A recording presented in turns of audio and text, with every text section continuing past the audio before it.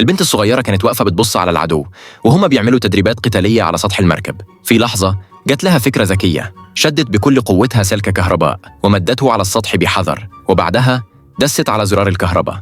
وفجأة العساكر الأعداء بدأوا يرقصوا على المركب كأنهم في حفلة، واحد بينط والتاني بيتهز والتالت واقع على وشه. المشهد كله بقى فوضى مضحكة. البنت استغلت اللحظة ورمت يويو بسرعة.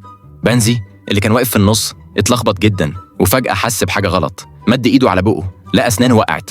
القائد الياباني كان هيولع من الغيظ وبدأ يعمل شوية تمارين كده يفك نفسه قبل ما يتحرك، لكن قبل ما يلحق يعمل حاجة شوية نقط مية نزلت على دماغه. بصوا كلهم فوق، لقوا بنزي متعلق على الساري فوقهم، وفجأة عطس عطسة طيرته في الهواء. الدنيا اتشقلبت والسفينة كانت خلاص هتنفجر من كتر اللي بيحصل. الجد قال للبنت يلا نهرب، وكان ناوي ينط في البحر وياخدها معاه، لكن فجأة طواق النجاة اتسحب منهم. العدو هو اللي خده. وهنا البنت بكل هدوء فتحت جيبها وطلعت السدادة الأصلية اللي كانت للطوق. أول ما العدو شاف السدادة في إيدها اتجمد مكانه وجسمه بدأ يتهز مع الهواء، ولسه بيحاول يثبت نفسه البنت نفخت عليه نفخة واحدة ووقع في البحر زي الريشة.